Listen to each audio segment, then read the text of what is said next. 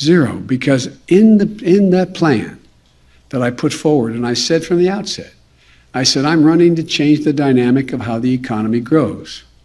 I'm tired of trickle down. Now we have a ton of good news to cover surrounding the fourth stimulus check, so you want to be sure to stay until the end of this video. Support for the fourth round of stimulus payments continues to grow. That's great news for all of us. As unemployment shot up to historic highs because of the crisis, new data showed that the poverty rate actually went down.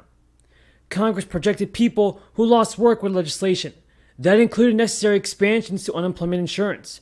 Reforming unemployment insurance will ensure similar safeguards are in place at all times. That if you work 40 hours a week, you should not live in poverty. We should raise the minimum wage to a living wage, $15 an hour. Remember that?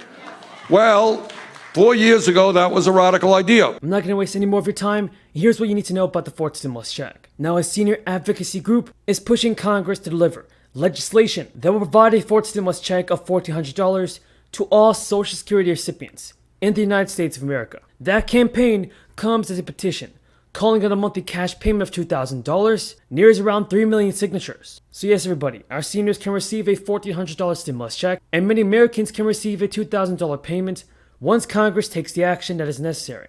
The nonpartisan Senior Citizens League has spent September collecting signatures for a petition that calls for congressional lawmakers to pass another round of $1,400 emergency stimulus checks. This is done to assist an estimated 69 million Social Security beneficiaries, including retirees and disabled adults and their dependents. Do you agree with this fourth stimulus bill being passed? Should our seniors receive a $1,400 stimulus check?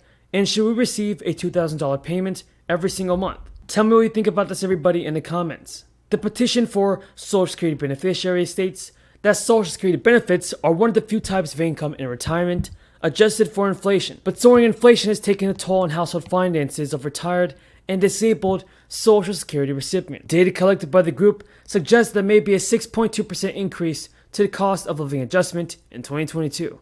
4 years ago, I said that we have a crumbling infrastructure, that is our roads and our bridges and our wastewater systems and our water systems. We should invest $1 trillion and create 15 million decent paying jobs. And people said, $1 trillion, that's so much money. That's what everybody is talking about now. And that is exactly what we have got to do. And that exceeds this year's increase of 1.3% to benefits.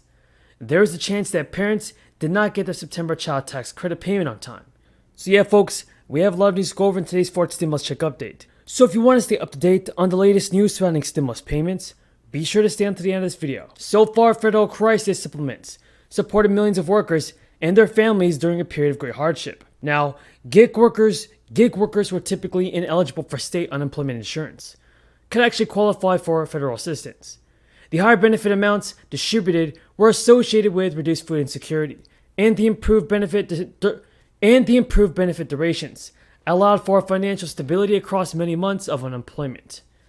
Last month's expiration of federal unemployment programs ensured the immediate resumption of that inadequate system.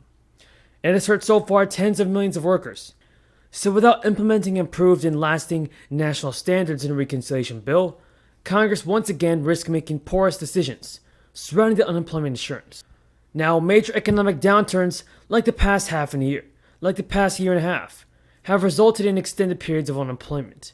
These moments typically receive intensive media attention and legislative responses. In 2019 alone, the equivalent of 11% of the total labor force went from employed to an unemployed designation at some point. Meanwhile, state unemployment insurance systems excluded most by design. Workers in the United States require the same consistent income projections provided to people that are transitioning between jobs in other nations. So yesterday, the White House began advising agencies to begin preparing for a potential shutdown. For the Department of Defense, what does that look like? What is DoD doing in case there is a shutdown, in the next couple of weeks? Yeah. So, obviously, we hope that Congress will prevent a costly shutdown. The administration's efforts remain focused on preventing a shutdown and a catastrophic default. In the meantime, OMB is preparing for any contingency, as is consistent with longstanding practice across multiple administrations, and certainly I'd point you to them for more information on that. As for how it would impact the department, determinations about specific programs are being reviewed, consistent with longstanding practice across, again, multiple administrations. Our efforts remain, again, on trying to prevent a costly shutdown.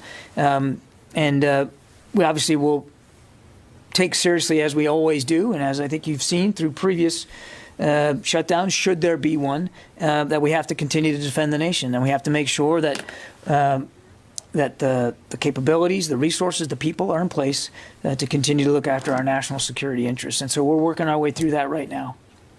And just to follow up on that, in previous shutdowns, there's been a lot of hand-wringing or work on who is an essential government employee, who is furloughed.